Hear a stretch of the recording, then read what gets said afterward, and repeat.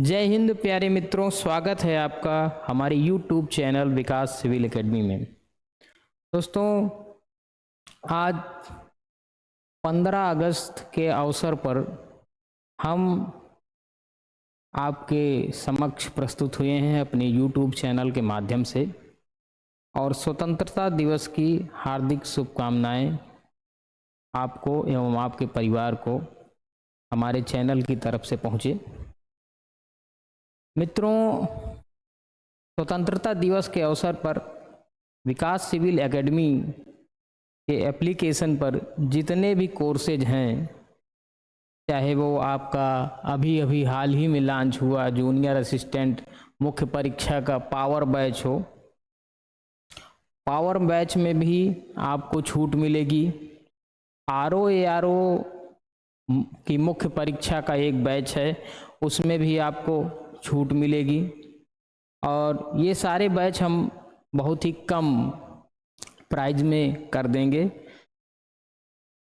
और आप जाके एप्लीकेशन में देख सकते हैं कि इनका प्राइस बहुत ही कम हो गया है। ये पावर बैच आपको 99 रुपीज़ का मिल जाएगा। हमारा RO मुख्य परीक्षा का जो बैच है वो आपको 499 रुपये इस समय है, उस पर भी छूट मिलके वो आपको 199 का मिल जाएगा। इसके अलावा 9, 10th सभी में आपको प्रॉपर छूट मिलने वाली है। तो आप लोग ये 48 आवर्स के लिए छूट है, आप लोग इसका आनंद उठाएं और बैच में ज्वाइन हो जाएं, पढ़ाई लिखाई को ताकि अच्छी से चलाया जा सके। मित्रों, तो हमने अपनी सूचना को आप तक पहुंचाया। एक बार फिर से आपको 15 अगस्त की हार्दिक शुभकामनाएं। अब आगे बढ़ते हुए हम लोग पढ़ाई लिखाई के कार्यक्रम में थोड़ा सा एंगेज होते हैं और देखते हैं। सामान्य हिंदी है, सामान्य हिंदी लेके आज हम प्रस्तुत हुए हैं। और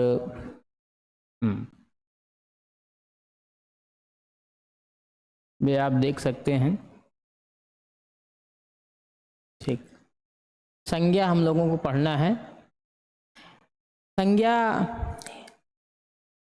एक बहुत ही इम्पोर्टेंट टॉपिक है हिंदी का।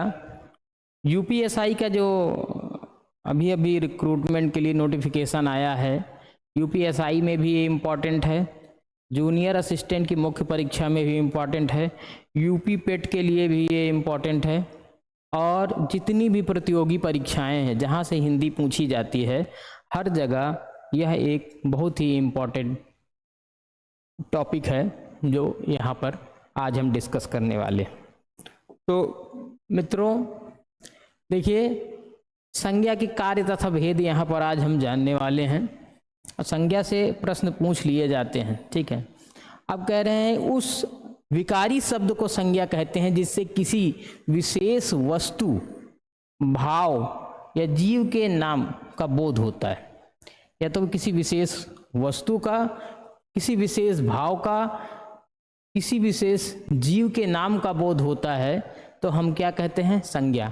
अर्थात अगर हम शार्ट में कहें तो किसी न किसी नाम का बोध होता है। अब अगर हम भेद की बात करेंगे, संज्ञा के भेद की बात करेंगे बच्चों, तो देखिए, जातिवाचक संज्ञा, जातिवाचक संज्ञा, व्यक्तिवाचक संज्ञा, गुणवाचक संज्ञा, भाववाचक संज्ञा, द्रव्यवाचक संज्ञा, ये 5 प्रकार के भेद हैं।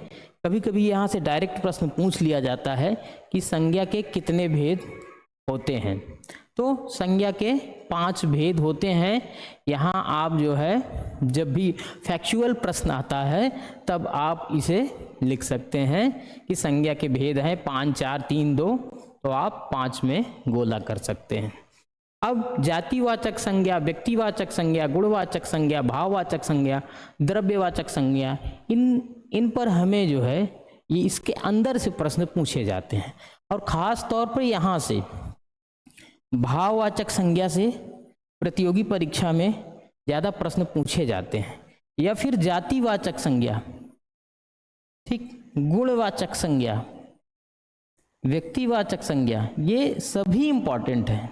और प्रत्येक प्रतियोगी परीक्षाओं में यहाँ से एक प्रश्न जरूर होता है, इसलिए यह इस टॉपिक को महत्वपूर्ण बनाता है। तो हम लोग आगे बढ़ते हैं। चलिए, यहाँ सामान्य हिंदी में अगर संज्ञा को यहाँ थोड़ा सा डिवाइड किया गया है कि संज्ञा दो भागों में, यहाँ दो भागों में, पहला धर्म वस्तु और फिर इसी धर्म के अंतर्गत आता है भाववाचक संज्ञा, और इस वस्तु के अंतर्गत आता है जातिवाचक, व्यक्तिवाचक, द्रव्यवाचक, गुणवाचक।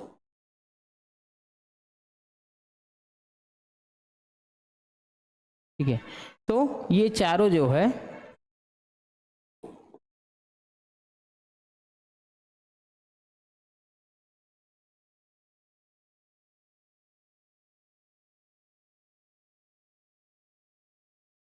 ये चारों वस्तुवाचक संज्ञा के अंतर्गत आते हैं।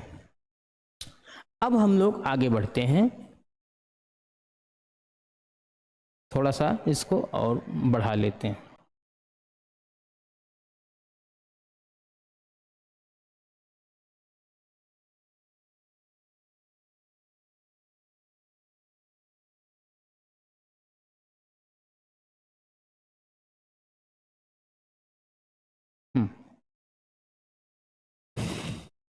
बढ़ा लेते हैं।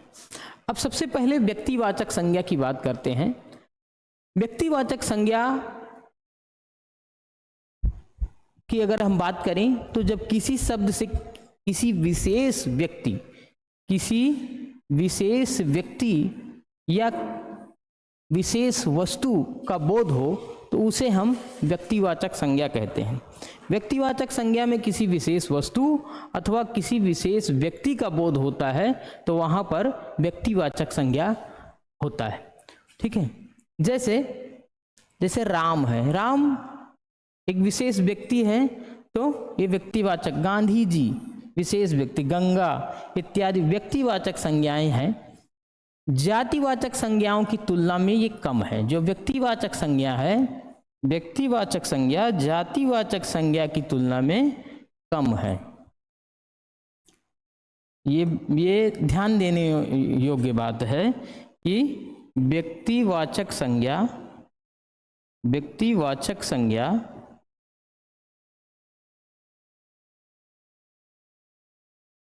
कम है जातिवाचक संज्ञा से।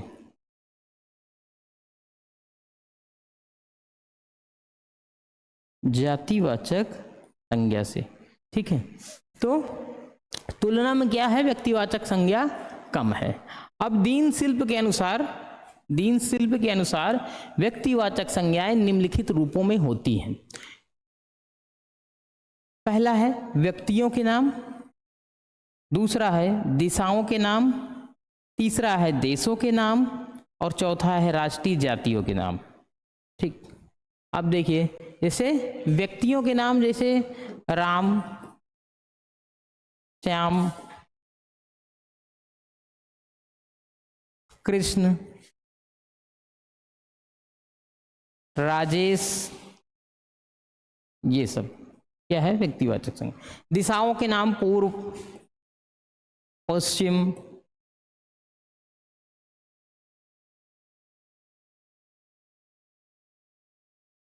उत्तर, दक्षिण, ये दिशाओं के नाम। देशों के नाम जैसे मान लीजिए चीन हो गया, भारत हो गया, अमेरिका हो गया, देशों के नाम, ये भी व्यक्तिवाचक संज्ञा है।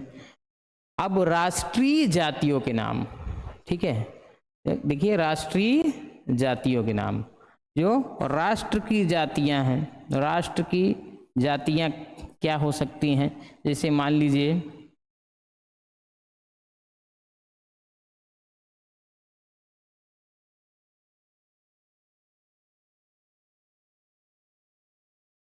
हिंदू हो गया, सिख हो गया, मुस्लिम हो गया,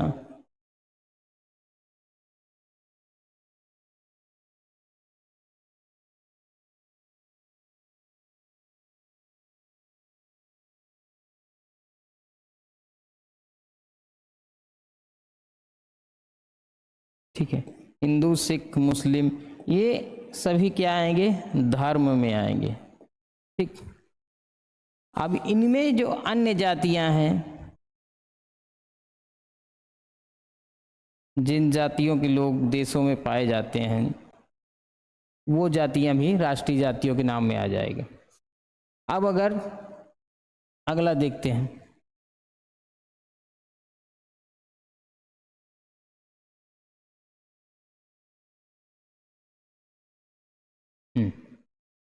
सामान्य,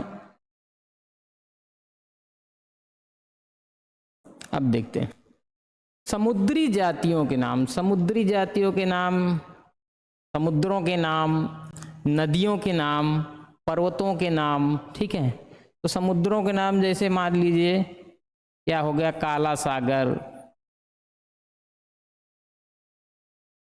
लाल सागर, कैस्पियन सागर, हिंद महासागर।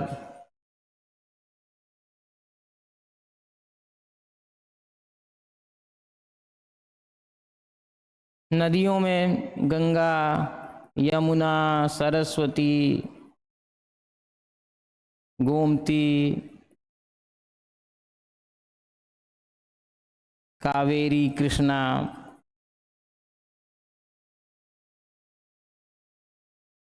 सब व्यक्तिवाचक। पर्वतों में जो है एवरेस्ट हो गया,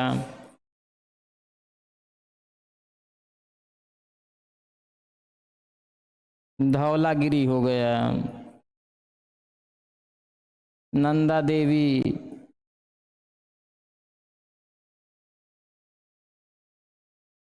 नगरों, चौकों, चौराहों के नाम। नगरों में जैसे मान लीजिए प्रयागराज हो गया,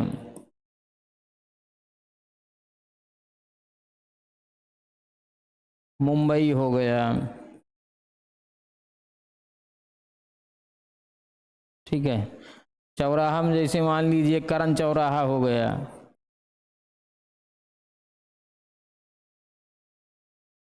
तिल्हापुर मोड़ तक चौराहा हो गया।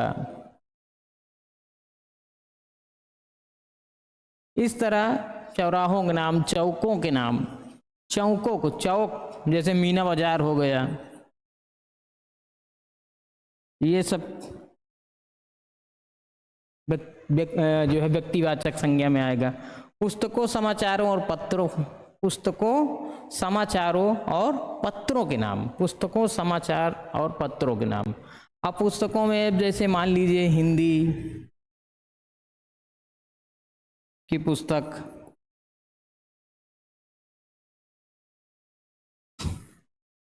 संविधान की पुस्तक,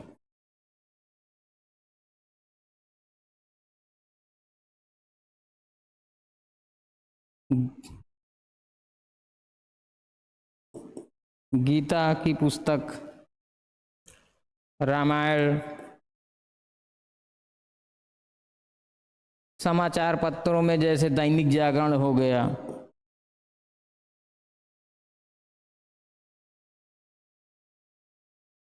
अमर उजाला हो गया। ये सब व्यक्तिवाचक संज्ञा में आएगा। समुद्री जातियों के नाम जैसे घड़ियाल,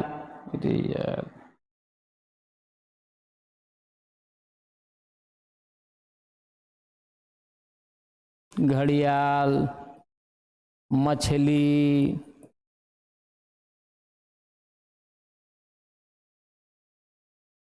मछली हो गया, और मछली हो गया, घड़ियाल हो गया, और समुद्रों में जो भी जीव जंतु पाए जाते हैं सारे।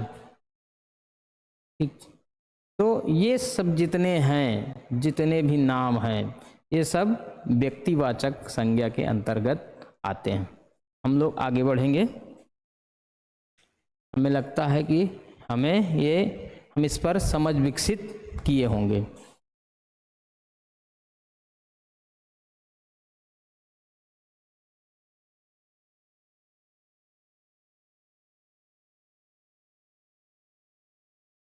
ठीक।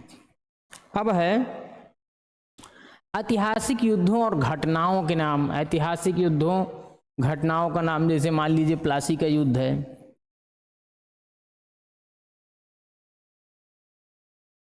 चौरी चौरा कांड,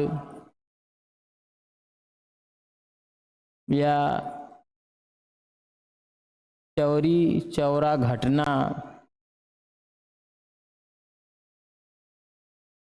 या फिर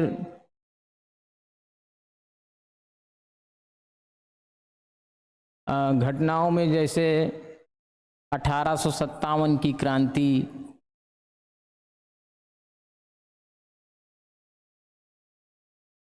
इत्यादि। अब दिनों महीनों के नाम, दिन में जैसे रविवार हो गया, सोमवार मंगलवार, सारे दिन। महीनों के नाम में जनवरी फरवरी,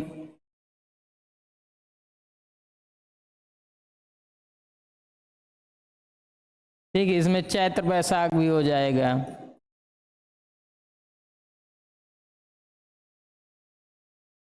आषाढ़ सावन, ना, ये सारी चीजें भी हो जाएंगी। त्योहारों उत्सवों के नाम जैसे होली दिवाली रक्षाबंधन, होली दिवाली रक्षाबंधन सब त्योहार हैं, उत्सव है। विजयादशमी, ठीक है, 15 अगस्त, 26 जनवरी, सब इसी के अंतर्गत आते हैं। ठीक है, तो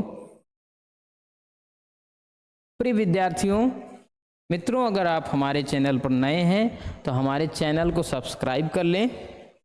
इस चैनल के माध्यम से हम आप तक वनडे एग्जाम तथा सिविल एग्जाम से संबंधित सारी चीज़ें, सारी जानकारियां आप तक पहुंचाने का काम करते हैं। आगे बढ़ते हैं।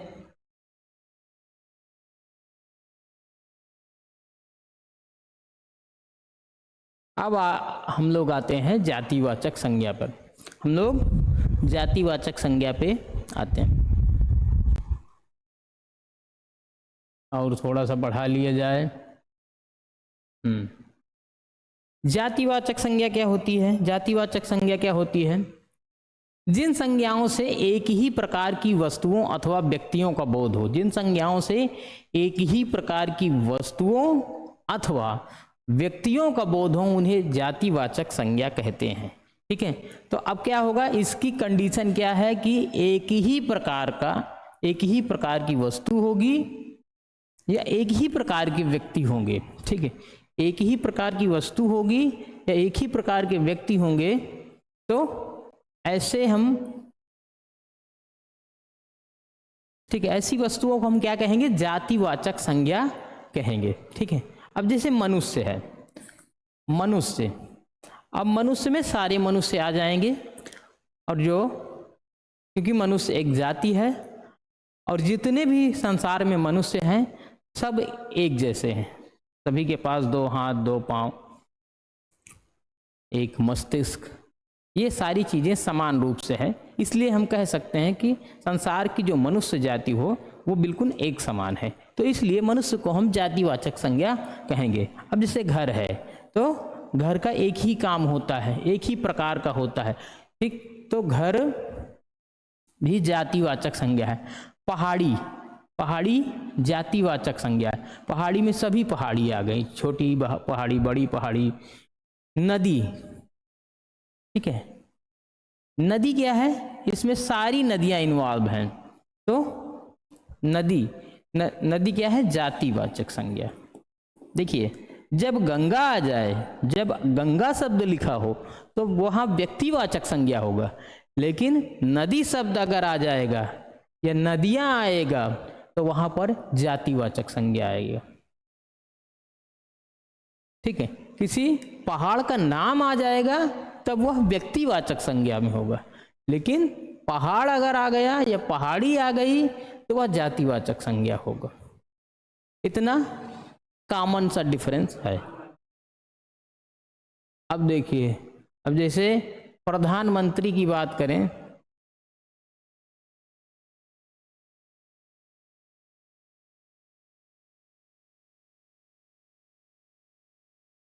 ये भी एक जातिवाचक संज्ञा है।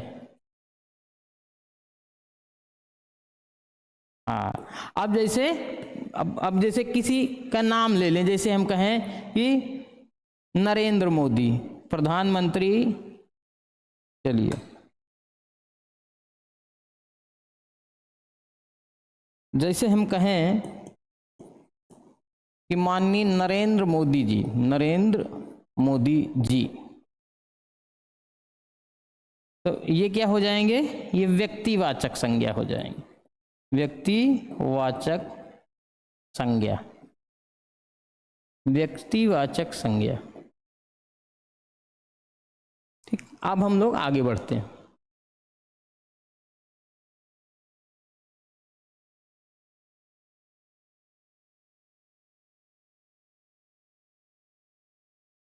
चलिए, फिर है संबंधियों, व्यवसायों, पदों और कार्यों के नाम। ठीक है, संबंधियों, चाहे कोई भी संबंधी हो, कोई व्यवसाय हो, कोई पद हो, कोई काम हो। जैसे मान लीजिए बहन है, बहन क्या है, संबंधी, या फिर अब बहन क्या है, ये जातिवाचक, मंत्री या प्रधानमंत्री या मुख्यमंत्री, ठीक, ये सब क्या है, जातिवाचक। जुलाहा जातिवाचक, प्रोफेसर जातिवाचक, ठग जातिवाचक, चोर जातिवाचक। ठीक, तो इस तरह जो है कोई संबंधी हो आपका, जैसे मामा, चाचा, फूफा, ताऊ, काका, जितने भी संबंधी हो वो सभी जातिवाचक संज्ञा के अंतर्गत आएंगे। अब व्यवसाय की अगर हम बात करें तो व्यवसाय में चाहे किसानी हो, कृषि हो, नौकरी हो, या फिर मान लीजिए प्रोफेसर हो, डॉक्टर हो, ये सारी जो व्यवसाय हैं ये सभी जातिवाचक संज्ञा में आएगी। जुलाहा है, ये सब जातिवाचक संज्ञा में। ठग है, चोर है, सब जातिवाचक। अब पशु पक्षियों के नाम, अब मान लीजिए किसी पशु पक्षी का नाम है तो वो भी जातिवाचक, जैसे घोड़ा है, ठीक है, घोड़ा एक क्या है, जातिवाचक संज्ञा है, क्योंकि घोड़ा पूरे घोड़ों को बता रहा है, पूरे घोड़े जाति को बता रहा है, इसलिए घोड़ा है, गाय है, कौवा है, तोता है, ये सब क्या है, जातिवाचक संज्ञा है। मैना है, सब जातिवाचक संज्ञा है। वस्तुओं के नाम, अब हम किसी वस्तुओं का नाम, जैसे मकान है तो सभी मकान को बताएगा, मकान है, घर है, सब जातिवाचक में है। कुर्सी है, जातिवाचक, कुर्सी जातिवाचक, घड़ी जातिवाचक, पुस्तक जातिवाचक, कलम जातिवाचक, टेबल जातिवाचक। तो सारे यहाँ पर जातिवाचक, जो कोई भी वस्तु है तो वो जातिवाचक है। जैसे दीवार है तो जातिवाचक है, स्टूल है जातिवाचक, मेज है, कुर्सी है, सारे जातिवाचक संज्ञा के अंतर्गत आएगा। घड़ी है, ठीक है, कलम है, मकान है, टेबल है। चलिए आगे बढ़ते हैं।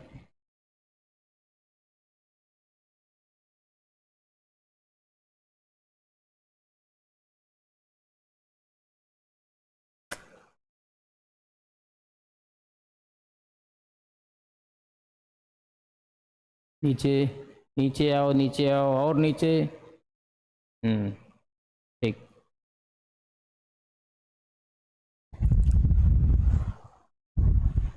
अब क्या कह रहे हैं, कह रहे हैं कि प्राकृतिक तत्वों के नाम, जितने भी प्राकृतिक तत्व हैं, जैसे तूफान है, बिजली है, वर्षा है, भूकंप है, ज्वालामुखी है।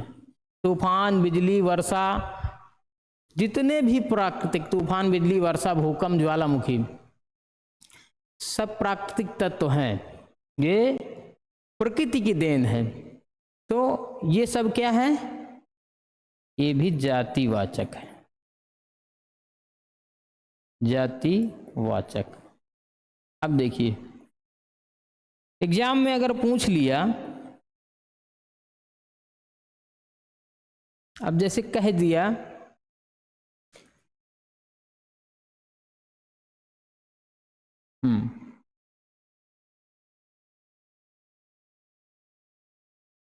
तड़ित झंझा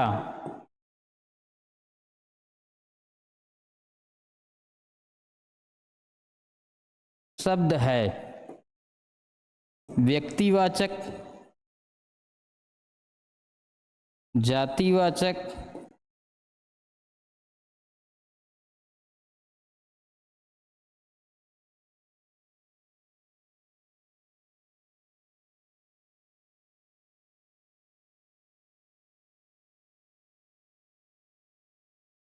व्यक्तिवाचक, जातिवाचक, भाववाचक,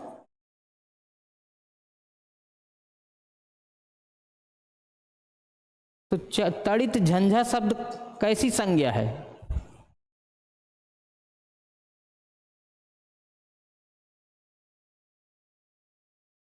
प्रकृति से संबंधित है। तो जितनी भी प्रकृति से प्राकृतिक तत्वों के नाम अगर है तो वह जातिवाचक संज्ञा में आएगा। जैसे मान लीजिए अगर हम कहें कि भूकंप कैसी संज्ञा है, भूकंप कैसी संज्ञा है, तो ये आ जाएगा आपका जातिवाचक संज्ञा में, जातिवाचक संज्ञा। आजकल प्रश्न ऐसे बनाए जा रहे हैं जो किताबों में जो शब्द ना हो और इस तरह जो है हो, यानी कॉन्सेप्ट वो बनाए जा रहे हैं कि प्राकृतिक तत्वों के नाम, ठीक, तो प्राकृतिक तत्वों के नाम में वो दे देगा। जैसे अब कह दिया कि झरना, तो झरना किस प्रकार की संज्ञा है, ठीक है, तो झरना किस प्रकार की संज्ञा है आप लोग जो है कमेंट में जरूर बताइएगा। चलिए भाववाचक संज्ञा, भाववाचक संज्ञा में हम लोग चलते हैं। भाववाचक संज्ञा का निर्माण जातिवाचक संज्ञा में विशेषण, क्रिया, सर्वनाम, अव्यय में प्रत्यय लगाकर किया जाता है, ठीक है। भाववाचक संज्ञा में जातिवाचक, जितनी भी जातिवाचक संज्ञा है उसमें जो है प्रत्यय लगाया जाता है, ठीक है। संज्ञा में, विशेषण में, क्रिया में, सर्वनाम में और अव्यय में प्रत्यय लगा दिया जाता है।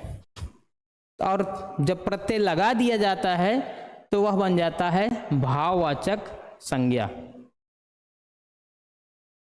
ठीक।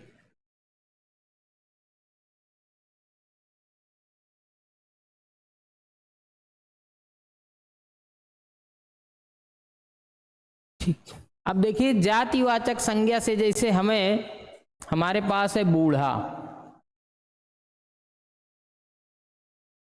बूढ़ा, अब बूढ़ा में पा प्रत्यय लगा दिया गया तो आ गया बुढ़ापा, ठीक है। और जबकि बूढ़ा क्या है, बूढ़ा जातिवाचक संज्ञा है, पा प्रत्यय लगाने पे बुढ़ापा। लड़का पूरे लड़के जाति को बताता है इसलिए जातिवाचक संज्ञा है। अब इसमें पन प्रत्यय लगा दिया तो लड़कापन हो गया भाववाचक संज्ञा। मित्र, मित्र क्या है, जातिवाचक संज्ञा है। अब इसमें ता प्रत्यय लगा दिया तो हो गया मित्रता भाववाचक संज्ञा। दास में दासत्व तो बन गया ये, इसमें तो प्रत्यय लग गया। पंडित से पंडिताई, पंडित से पंडिताई हो गया, ये भी जातिवाचक संज्ञा हो गया, जातिवाचक संज्ञा से भाववाचक संज्ञा हो गया। अब विशेषण जैसे गर्म, ठीक है, गर्म एक विशेषण है, गर्म शब्द एक विशेषण है क्योंकि वो विशेषता बताता है, ठीक है।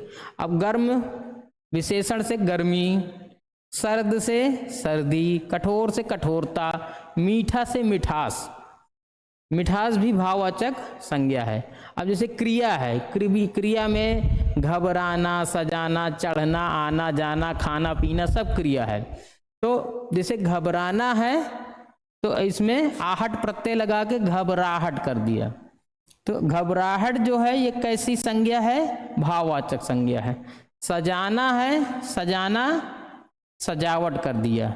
चढ़ना चढ़ाई, बहाना बहाव। अब देखिए यहां से जूनियर असिस्टेंट में प्रश्न पूछा गया था कि बहना का जो है क्या होगा, बहनापा होगा। बहना का भाववाचक संज्ञा, इसका बहना का बहनापा, जबकि यहां दे रहा है कि बहाव। कुछ लोग बता रहे हैं कि बहना में पा प्रत्यय लगा के इसको बहनापा बना दिया जाता है और बहनापा सही है, और जबकि आयोग ने भी बहनापा को सही माना है, लेकिन बहनापा जो कहीं कहीं पे सबूत मिले हैं कि बहनापा है गलत, क्योंकि बहनापा को लोग कह रहे हैं कि वो बहन का सिस्टर वाला बहन नहीं, वो क्रिया वाला बहन है। तो यहाँ बहना का भाव कह रहा है, यहाँ पर पा प्रत्यय नहीं जोड़ा गया है। चलिए, मारना, मारना का मार, दौड़ना का दौड़ इत्यादि। ठीक। सर्वनाम से अगर हम बात करें, सर्वनाम से कैसे बनाया जाता है, जैसे अपना है तो इसका अपनापन हो जाएगा, अपनाव है वो भी क्या होगा, अपना का अपनापन और अपनाव दोनों होगा। मम का क्या होगा, ममता ममतत्व दोनों। निज का निजत्व। अव्यय से दूर का दूरी, परस्पर का पारस्पर्य। यहां से प्रश्न पूछा जा सकता है, यहां से प्रश्न पूछा जा सकता है। ये कह सकता है कि पारस्पर्य किस प्रकार की संज्ञा है।